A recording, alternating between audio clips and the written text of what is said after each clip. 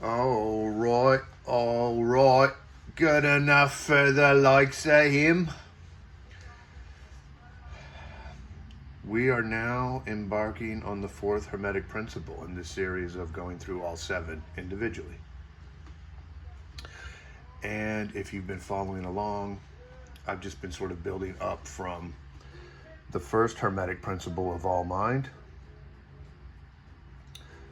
worked into the second Hermetic Principle, traditionally understood, second Hermetic Principle of correspondence, as above, so below, which is what the interlock triangles mean throughout the world.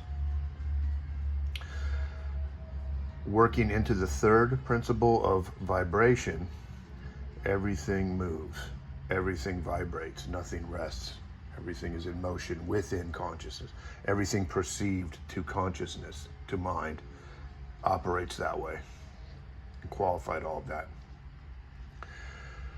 Now we're going to get into the fourth Hermetic Principle. The principle of polarity.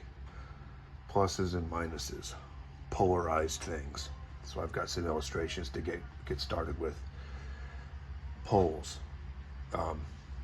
In the last one I talked about, aside from getting into all these arguments, because there's people split about, the earth and what it actually is and everything. The truth of the earth is that whatever it is, it's an appearance in consciousness. That's what it is. It's a certain bandwidth, really, within it, within layered mental reality is what it is. And it can appear all sorts of different ways, sphere, flat, any number of things. The big point here is that it is a bandwidth of a world of experience within an experiential, non-local mind. And this has been worked into this, fourth principle now, this running theme. So now the focus is on poles and polarity. And I was working through how you get as the mind, and then it gets fragmented as above, so below, and then what we would call particles, subatomic particles. Now I put red here to follow the core subjectivity running without pause, like a flowing Tao, without pause, unbroken, that runs through everything. This has been termed, it's not panpsychism, because panpsychism is dualism. This is non-dual. It is the mind interacting with itself. So this, more appropriately, this is Panexperiential Idealism. And I may go ahead and look at that again just to kind of get that up. We're talking about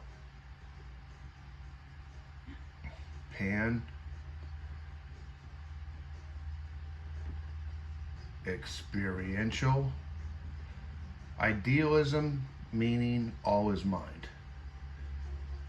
The primacy of consciousness platform in academic philosophy and science. The advocation of the primacy of consciousness for a modeling system in the academic world would be understood as panexperiential idealism, not panpsychism. I have a whole talk on that on the channel.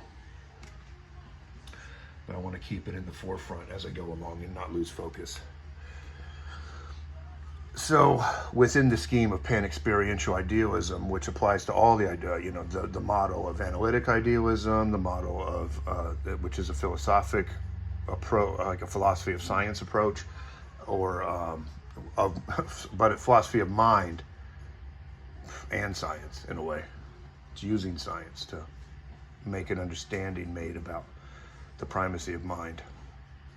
Conscious realism, same thing, Panexperiential. There's a whole, and the whole operates as a mind, and the fragments of mind are conscious agents, mathematically precise so that it qualifies among the objective sciences, not as pseudoscience, but as an actual mathematically precise, legitimate science. This is what Donald Hoffman's into, and that's how it translates into his model. It is the conscious agents that are going to produce things like polarized particles are actually fields, so let's call them that. Polarized particle fields. This would go, this is the atom, We've got the neutrons, the protons, and the electron fields, which are excitations within a non-local mind. I kept, walking the flow through, and all of it contains core subjectivity, which is signified by the red again. I'm just walking through this a little quick this time, getting caught up from vibration, where we're getting into the particles and then saying that those are the particles that make the world of experience. The polarity aspect is now the focus. This is the principle of polarity. Everything has poles. Everything has its opposite within the perceptual realm. Once you get out of the non-local mind, the perceptions of local mind, which would be the ego. We can come back over here now to this other. The particles here, this is how dissociation happens in the model of analytic idealism. That would be the dissociated alters began as what we would, technically to the model right now, would be the metabolizing life forms, cellular life and whatnot. And Michael Levin's research then picks up into the consciousness of cells, and the awareness of the inner body, would be at this level. This is early dissociated alters, very early in it's what we would call the evolution by subjective natural selection. The subjectivity here is driving. Selection is a subjective act. So we need core subjectivity to account for the need for natural selection as a subjective act. Currently, it doesn't explain that. Physicalism doesn't explain that. This is a benefit to the modeling. This is a benefit to explanatory power. I'm going to be a lot more scientific in this talk here than in the others. I mean, I'm building up a lot of references to how it relates to the science and the philosophy, but being very mystical up front, rightfully so, because this is the mind is the mystical, and then mind translates into what we would consider secular. But the point here, and while I'm pointing at the flow of things, it should be very obvious that what we consider the mundane, the secular, is spirit engaged in some self-interaction over here through this process of fragmentation for sake of self-interaction. Last time I had said there's meaning and purpose. We talked about the ego, where the existence of an ego doesn't come without meaning. It doesn't come without purpose. Now, it needs disciplined. It needs corrected on things. It needs to open its eyes. It needs to awaken. There are things that need to take place, but there's a meaning for it. There's a reason that it exists. And you can see the past videos for more depth on that. Coming off of this mystical philosophy of mind, cognitive science view that we just talked about, there's the good old-fashioned religious view that people ought to know throughout the world and on the street.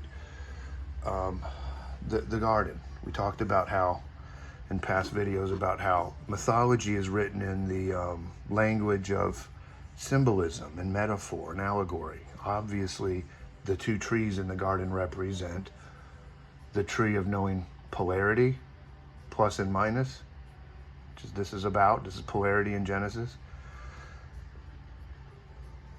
and the tree of eternal life, signified by the neutral symbol, which is the all-mind of essentially God, the creator mind, the living mind that is responsible for the creation of all subsequent minds. Ego mind, dissociated alters, conscious agents. This is how it would translate to those other models we've spoken of in the Genesis myth.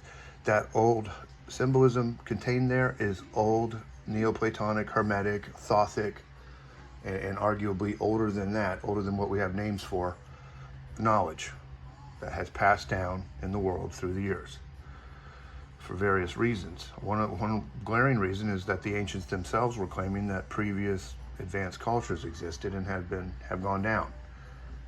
The modern world has only slowly been catching up to that, thinking that they were mistaken all of these years, and it turns out that I'll just be fair. Speculation may turn out to be more factual than otherwise. Put it that way. I'm going to find out things about lost histories at some point here. But for whatever reason, there was knowledge that has passed down in this format.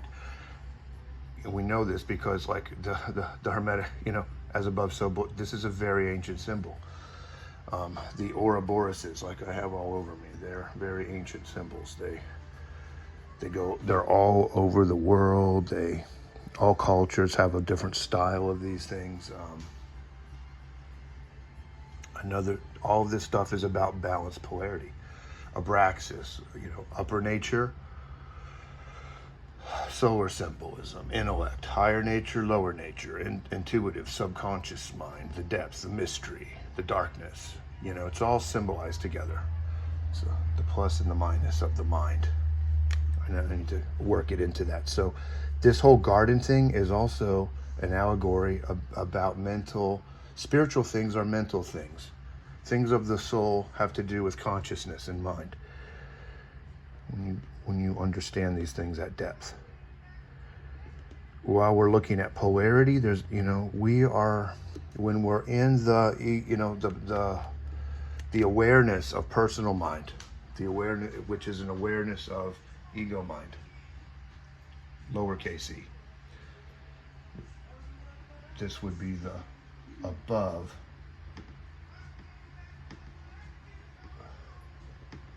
which the below is a reflection of. E. We talked about that in correspondence, to think of this as capital E, ego, and this is lower ego, because whatever exists below has an above, and whatever exists above has a below. There is a higher and lower self. This is the way that it works according to the proper ancient metaphysics and mysticism. If we're going to make this the left hemisphere, this will be electric. This will be magnetic. The right hemisphere would be signified this way. This being considered in the Abraxas symbol, this higher nature and lower nature. Higher nature, lower nature. An equatorial boundary.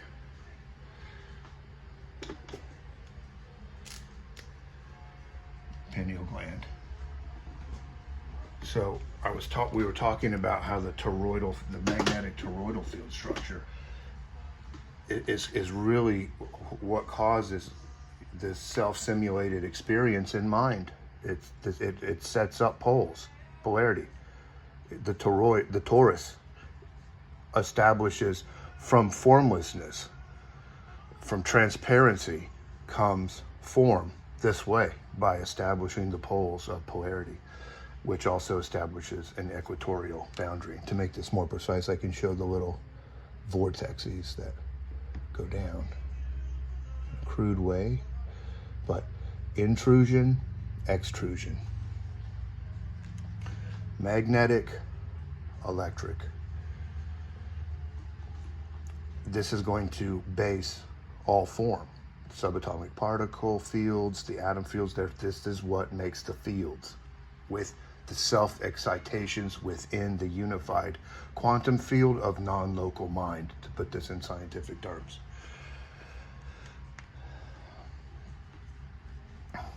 As we're doing this, human egos are contemplating the preconditions of their own personal existence. That's what's happening through such a teaching, through such a talk. I am paying attention to make sure that it's done in responsible ways and it doesn't overstep what ought to be said. I think this is fairly said. Everything here is already in public domain and it's no big secret. It's just not so well known. It's out there though. It's becoming more and more well known. And according to Grand Master of the Knights Templar, Timothy Hogan, who's gone on Gaia and countless interviews, he's going around saying it's time to wake up. It's time to wake people up. Well, this is a contribution to what he's, or a contribution maybe I should say, to what he's called for. So I feel quite justified in doing this, and with all due respect to those that have been the initiates of knowledge preservation through the centuries for these times when more and more of the responsibly preserved knowledge can come out, and more of society can partake in this and understand. These are the times we live in. Ian McGilchrist is squarely focused on this ancient teaching. This is, these ancient teachings, they're coming back again. They're being rediscovered in the modern world by academics. Ian McGilchrist has, in psychology, he has, really put a lot of importance on this, which is another meaning of this. This is the union of plus and minus. It's correspondence. It's all of those things. They're layered meanings. There's multiple meanings in all of the symbolism. The two hemispheres can be seen this way as well. I'll go ahead and show you how they look according to the triangle. This is why the interlocked triangles mean also the human mind in this sort of balance. What this equals is spiritual intelligence. This means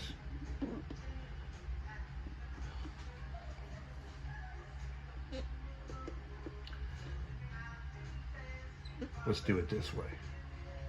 This plus this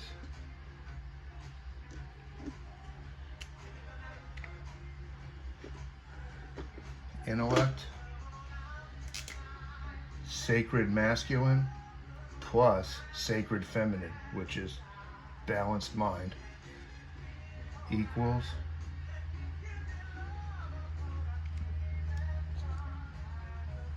the union. This is the union. Unified polarity. There's incoherent. When I talk about coherence and incoherence, this is going to be directly to Dr. Joe, Spinoza.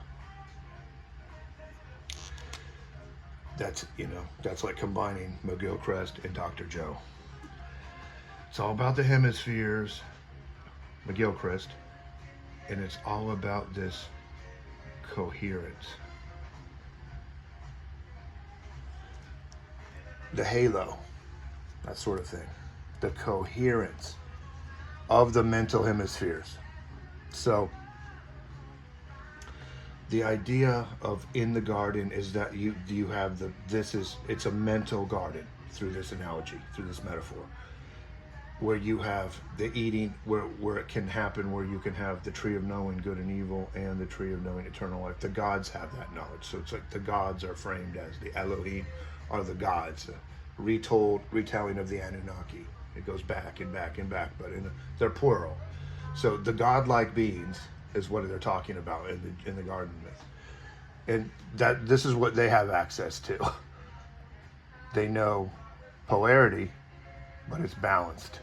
And so they know eternal life. They realize that mortality is an illusion because physicality is an illusion. And the mortality of physicality is equally an illusion. It's not real.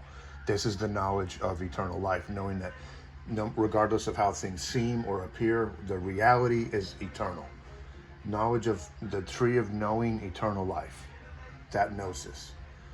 So you realize that the biblical narrative is talking about the descent into the dark ages, where God awake turns into God asleep, doesn't know itself, is lost in lower nature, basically, in the mystery of it all, doesn't get it, and then begins to pull out of the dark ages towards the higher ages, where God is going to wake up to God being God. And God being God, waking up to God being God, means through all people, and that's where you get this plural anointed.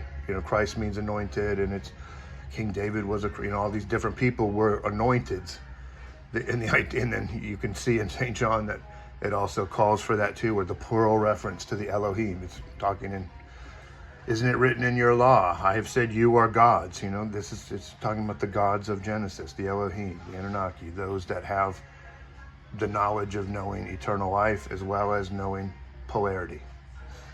So that's how all that stuff comes to get gels all together. All that science of philosophy of mind, cognitive science stuff going on today, ancient scriptures that had a hermetic core that came from writers who were influenced by Plato and in the Egyptian and Sumerian histories, influenced their writing and what they were doing, what they were symbolizing. All of that.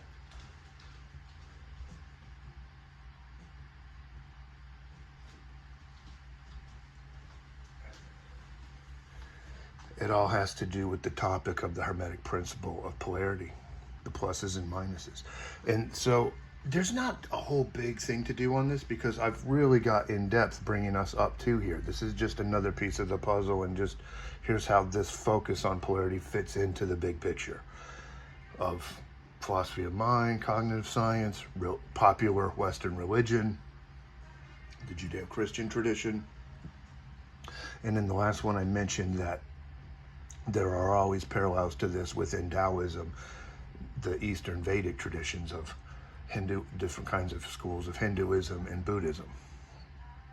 That's the same thing. This knowledge is in all the world, and there are people, you know, in Eastern and Western cultures who have been the stewards of the preservation of these knowledges for the day that they will eventually come out. I mean, the intention has always been that someday this will be appropriate to come back to society.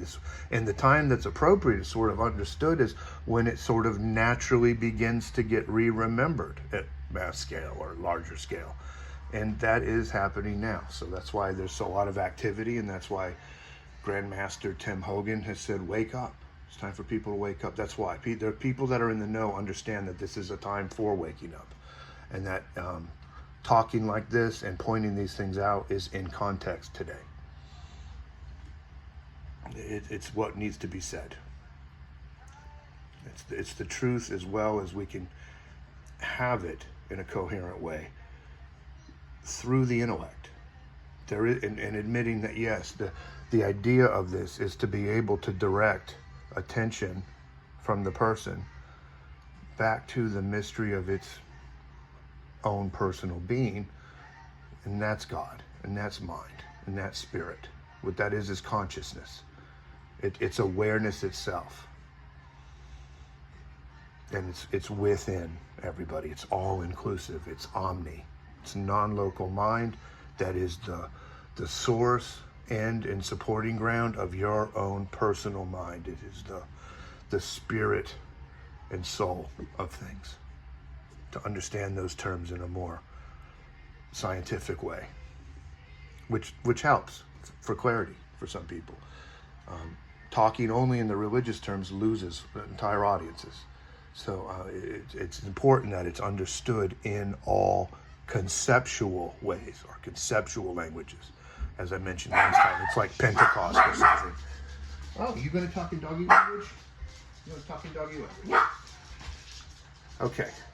And get those naughty people that dare close their car door. How dare you close your car door, people? All right, well, I guess that's it for polarity. Polarized puppy needs to have a little lesson in balance.